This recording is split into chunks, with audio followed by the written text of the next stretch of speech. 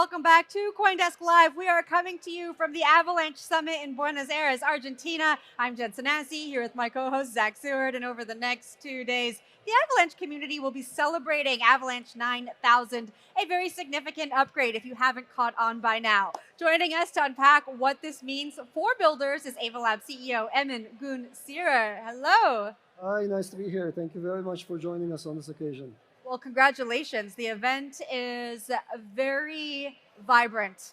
That's great to hear. I think it's all behind the camera, so anybody who's watching this at home has no idea just how fun and exciting and cool the vibe is. That's right behind that camera that I'm looking at right now. But it's wonderful that you guys all joined us. All right, absolute rookie question before we dive in. Why the number 9,000? Why 9,000? Is there a particular significance to those sequence of digits? If you know, you know. How about that? It's Inform us. It's one of those special numbers like 1337 and 9,000. These are special numbers, and people know if they know. Okay, we're gonna have to do some Googling. That's a real brain scratcher. Okay. Yeah, I want to know. I don't know, and I want to know. But I like we're it. here for 2 days. Tomorrow, we're going to circle back on this. Why host the Avalanche Summit in LATAM this year? We just heard from the Secretary for Innovation, but why have this presence here? That's a great question. So one of the things that we noticed is that Latin America and South America in general has been ignored by the Bitcoin, by the blockchain community. And we haven't had as many events here as we should per capita.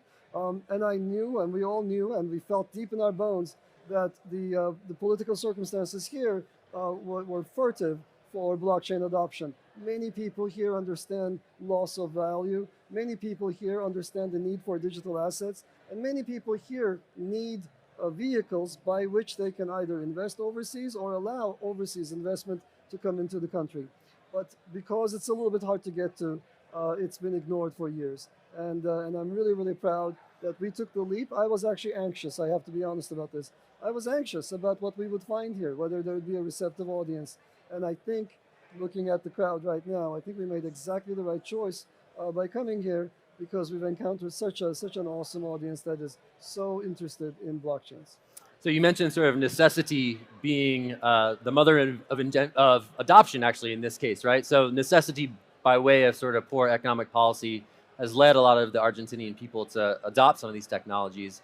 What's the next thing beyond necessity that levels up adoption, levels up usage, such that it's more widely embraced? There's so much more that one can do with digital assets than what, for example, a limited asset like Bitcoin provides. These platforms are open platforms. They are ways by which anyone, anywhere in the world can launch products that are accessible everywhere on the globe. So the blockchain companies that I've seen, both in the US, in Europe, in other parts of the world where people got into this early, have all been able to parlay their early lead into millions and millions of users without having to pay a tax to app stores, to other gatekeepers. So that's number one, I think, and that's one of the most exciting things from the point of view of any young entrepreneur. But there are other things, there are many other things that one could do. On the institutional side, greater access to capital markets. On the real world asset side, greater ability to attract investment. And there's so much more that one can talk about. And then you mentioned the anxiety you had before, I guess, making the investment in this event and having it here. Given its success, do you plan to invest more in the region? Absolutely. So one of the things we announced here actually is not only Avalanche 9000, but a companion program called Retro 9000. And Retro 9000 plans to award about $40 million to people who are building new Avalanche L1s on top of our platform. So I'm really, really excited about the reception that we got this morning, and I'm very much looking forward to working with teams from the region that are building on Avalanche. So break it down for me. You guys had subnets for a long time. That was a key feature of the Avalanche ecosystem. Are subnets gone? Is this new terminology? Is this new Avalanche L1 a new word for subnet? Or both those technologies develop in parallel? They've evolved. They haven't gone anywhere. It's the same core concept, but they have changed shape. So subnets implied some kind of a hierarchical ordering between the networks that exist on Avalanche, which was exactly the wrong message. All of these networks, including our C chain, including our X chain, are not privileged networks. Anybody could start up a new DeFi chain on top of us. So we thought that terminology was incorrect. But at the same time, we're adding some new functionality. It used to be expensive to launch your own subnet, and with Avalanche L1s, with Avalanche 9000, it's incredibly cheap. Anybody can launch one for no money on their laptop, and anyone can launch a professional-grade, securable network with incremental amounts of money. As you need more economic security, you can add it as you go along. And the economics are entirely under your control. That's another thing that Avalanche 9000 adds. The tokens used for staking can be your own tokens. The token issuance schedule is entirely under your control. None of these are, with this new Avalanche 9000 upgrade, none of these things are subject to any kind of functional restriction, which they used to be in the world of subnets. Yeah, I want to ask you about sort of the Ethereum community, because I think there's a lot of conversation happening right now about the fragmentation in Ethereum land, right? We've seen the emergence of all these L2s. The launch by Uniswap of Unichain has sparked a lot of this angst again in the space. How do you avoid that fragmentation in the Avalanche ecosystem? So that's one of the big departure points for Avalanche from Ethereum. As many of you would know, I started out as part of the Ethereum community, but I disagreed with the L2 vision. Fundamentally, that vision divides up liquidity, divides up attention, and doesn't provide any way to unify what's happening on different L2s. And Avalanche from the get-go was designed as a system that consisted of multiple chains that worked in unison. I believe that you should have the flexibility to build your own virtual machine, issue your own assets, and control your own destiny, while you also have the ability to seamlessly connect to other chains.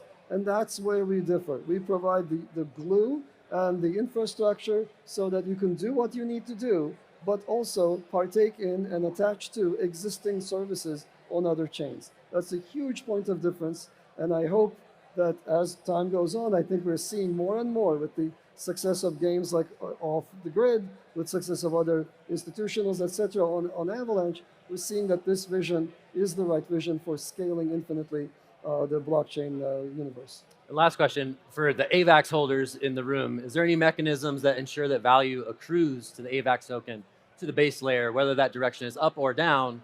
Does AVAX still retain a prominent place within the ecosystem? Absolutely, and there are so many different ways for value to accrue. But I think there's only one thing I want to focus on, which is if we win, and we will, I believe, if we win the game of dominating the primary way by which people launch blockchains, that all value accrues to AVAX.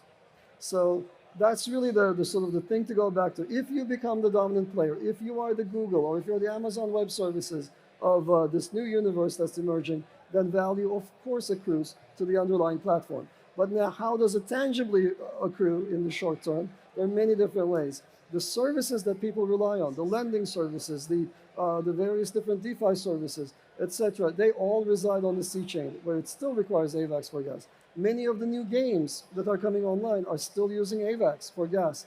AVAX is a commodity that can be used for bootstrapping. So people need to have AVAX if they want to participate in the economy.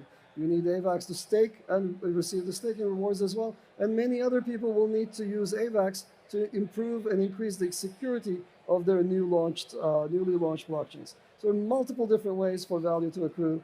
And I'm really, really thrilled to see how this economy will scale up. All right, Emin, we are going to have to leave it there. I'm sure we'll see you around the event. Thanks for joining the show. Thank you very much for having me. Well said. Thank you. That was Ava Lab CEO Emin Gün.